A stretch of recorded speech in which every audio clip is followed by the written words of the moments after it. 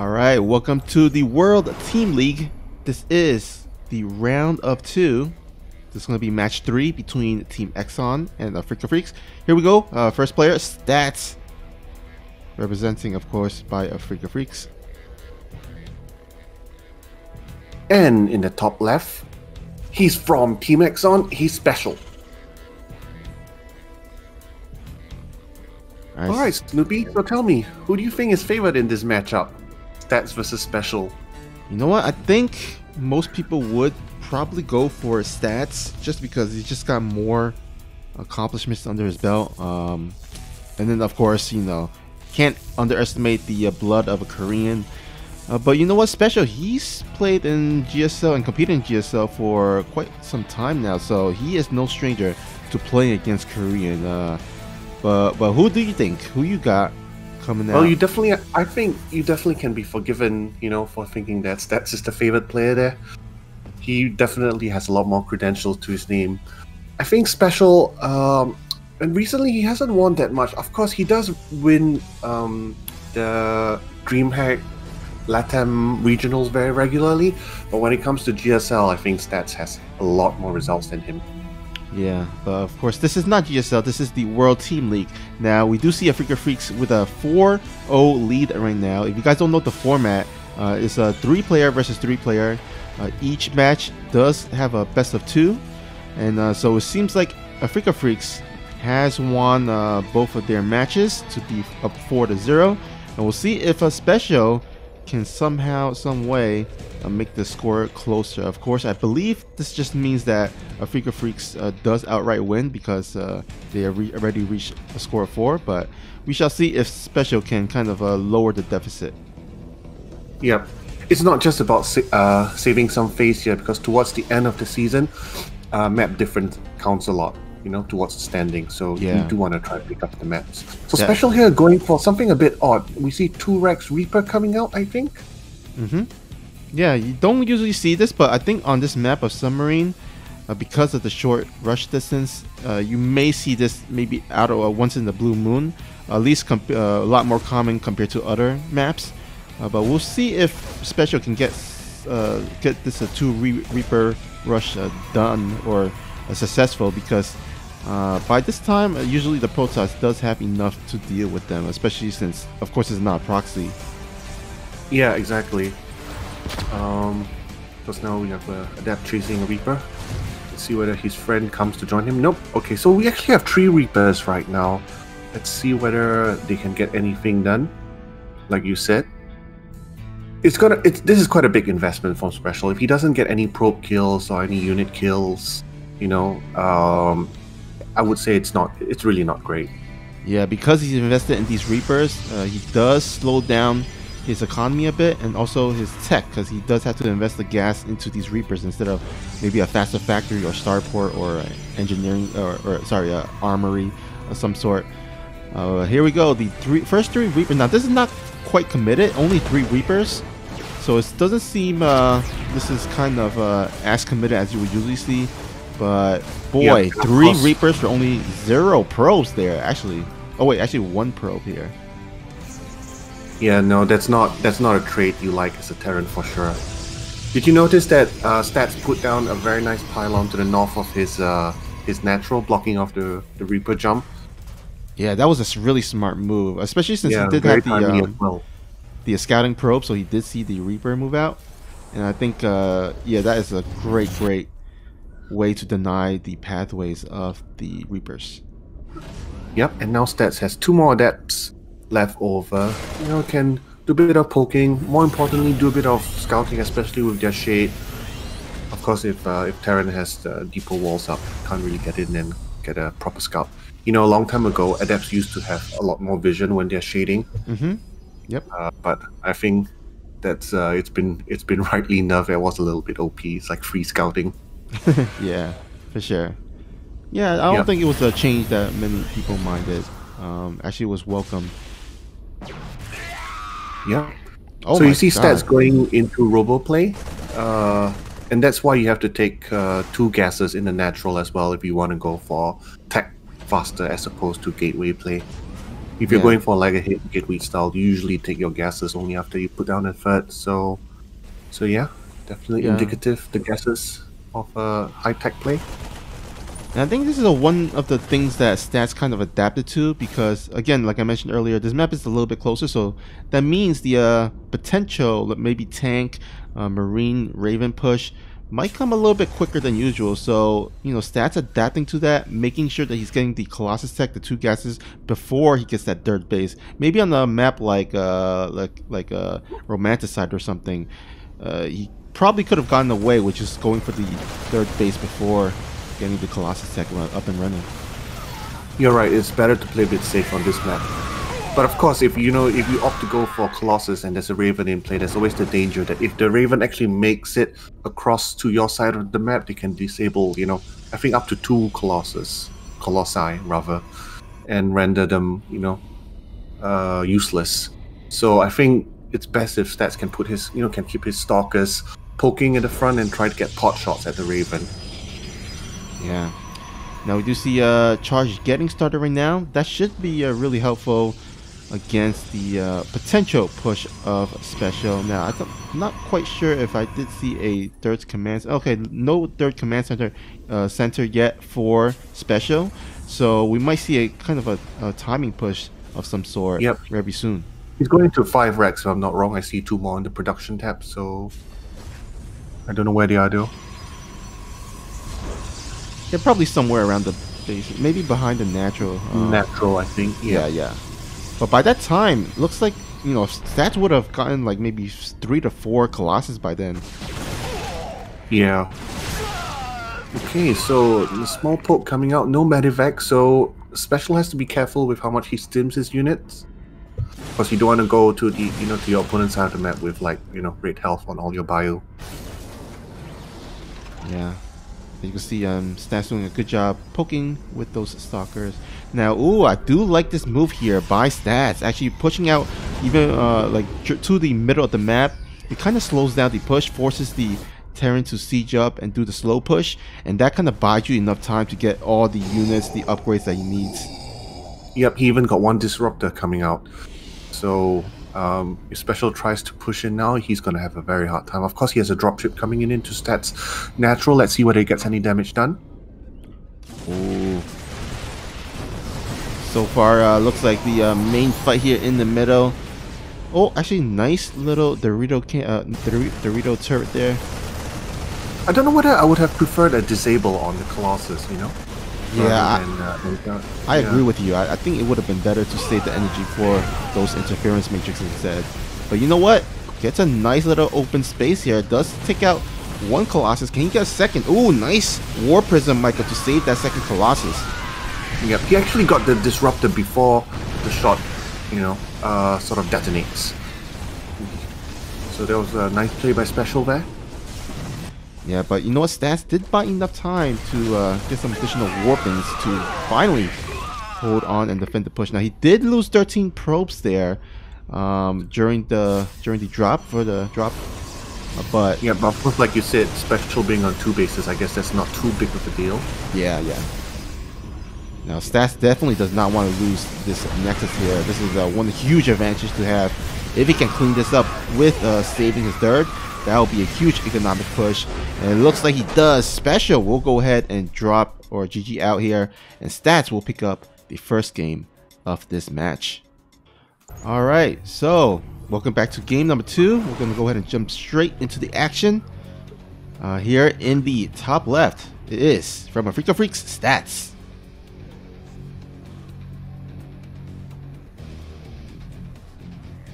And spawning in the bottom right, representing Team eXoN, it's Special.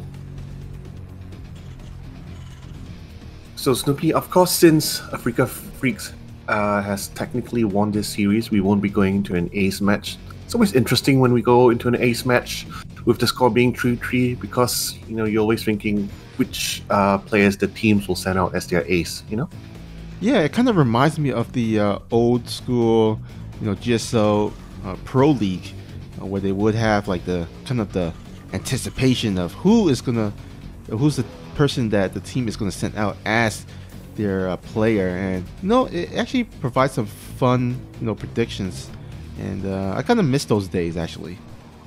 Yeah, for sure. Oh, look, stats with his scouting probe.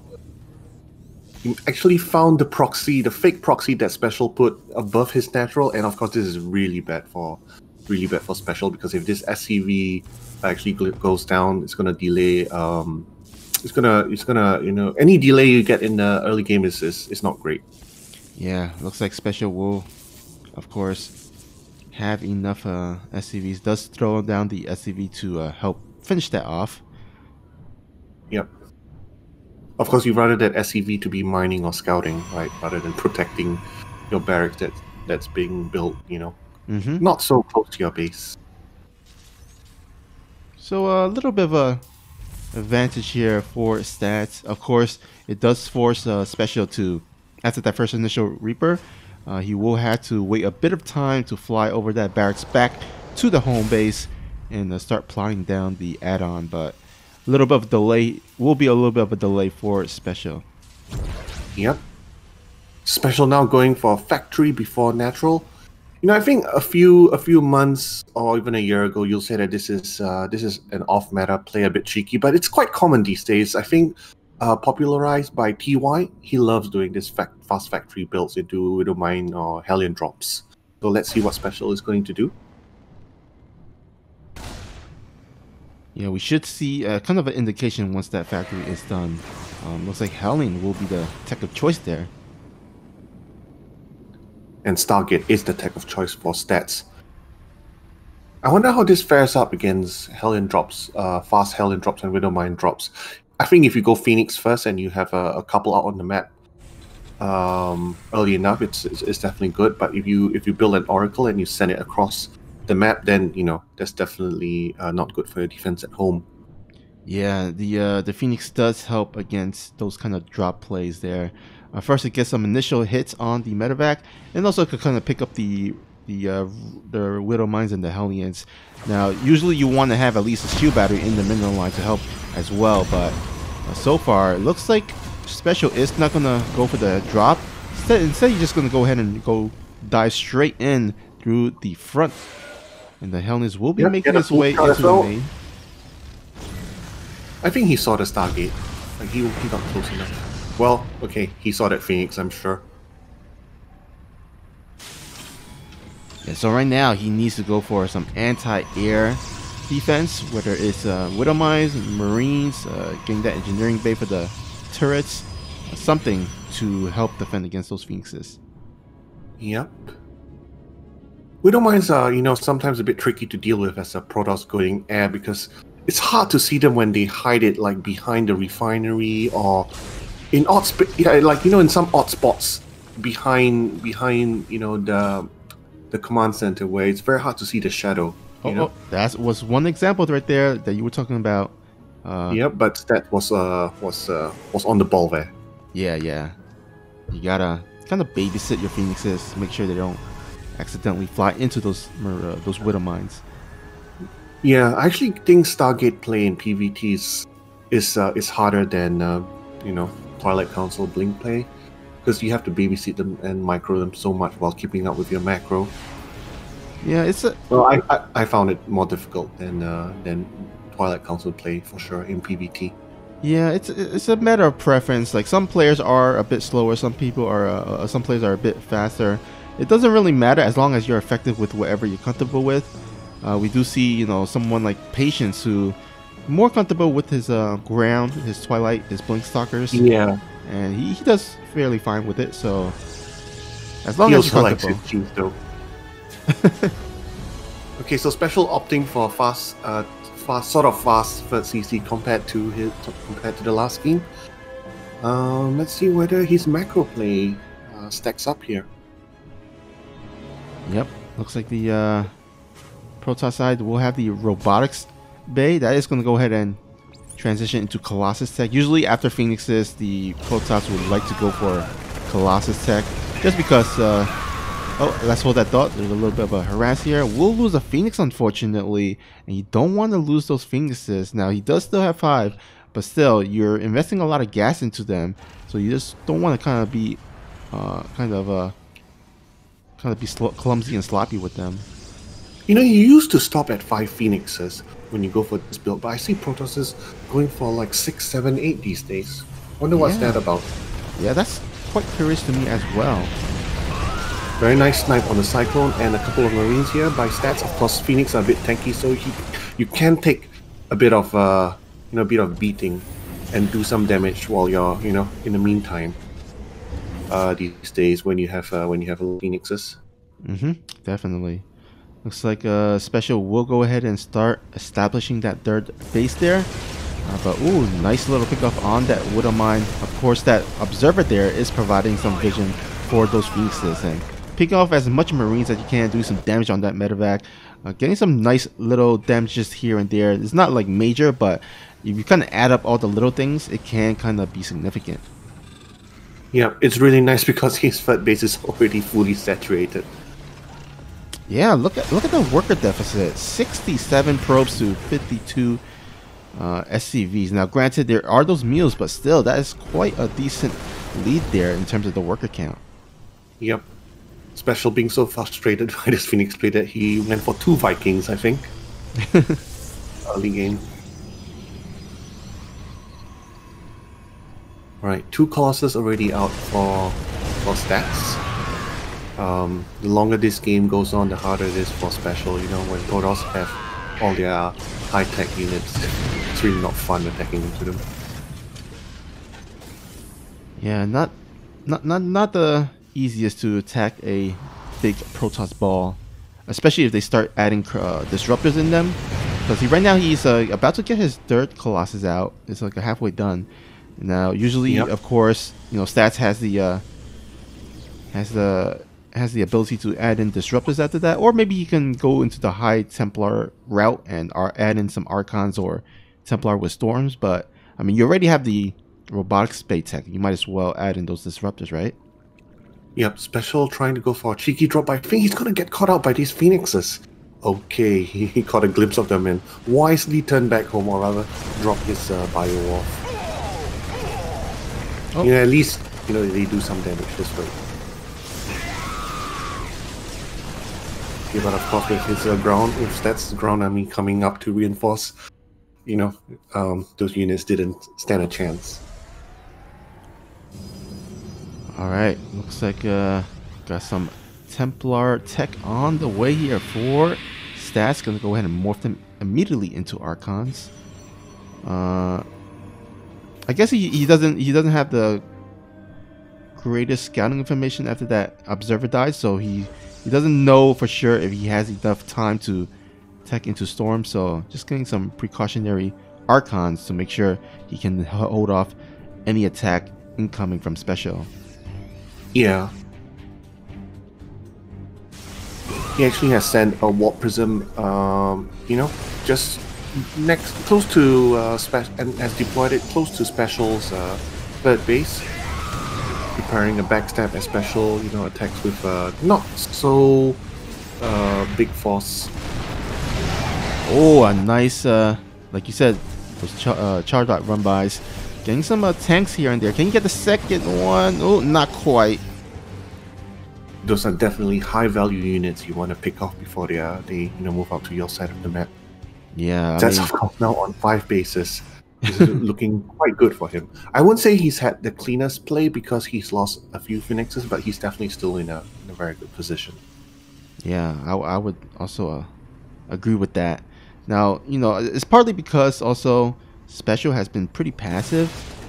He hasn't really done any like harassment. Maybe just like one drop, a potential drop towards the right side that got sniped down by the Phoenixes, or scouted at least by the Phoenixes. But he hasn't really done too much harass after that. And so, even though Stats lost a few Phoenixes here and there, his economy pretty good, and pretty decent, so that he can kind of afford to lose some of those Phoenixes. Yep. So as you said, Stats going into Disruptors after building a few Archons. Archons, of course, provide some good anti-air as well if if your Terran opponent goes for a number of Vikings. Archons are a decent counter to them. Yeah, not only do we have the disruptors, but also the Dark Shrine. The Dark Shrine just finished, and that Warpers is in the main base. We can actually definitely see some DTs being warped in there, and we do see those DTs warping there. And Special right now, he is scrambling. He's got attacks in his main, in his third, everywhere. He's holding up fairly well in his third until Stats major force shows up, and of course force fields, you know, the ramp preventing terror reinforcements to come. This third base is, you know, I think more or less going to go down, unless the force fields weren't actually tight. You know, some units are able to trickle down and provide some defense. Yeah, but you know what? The damage has been done. 29 SVs going down, and really Stats doing the smart thing there, backing off, not trying to just lose his whole entire army there. I'm just gonna go ahead and back out, retreat, recoup, and warp in some additional units to do one last hold on this army. Oh, some nice disruptor shots coming in, but of course when they're alone, you know, it's easy to get them sniped. Yeah, unfortunate. Those disruptors were really critical to his defense. Now he's gonna have to sack that base, but in the meantime, a DT run by here. That planetary, will it go down? It's pretty close there, and I think it will. Yeah. Oh, there's a big blow to Special right there. Even if he took out Stats 5th, because then he just puts down another 5th in the south of the map. And Colossus with shield battery overcharge. Of course they don't die, and Stats takes the game 2-0.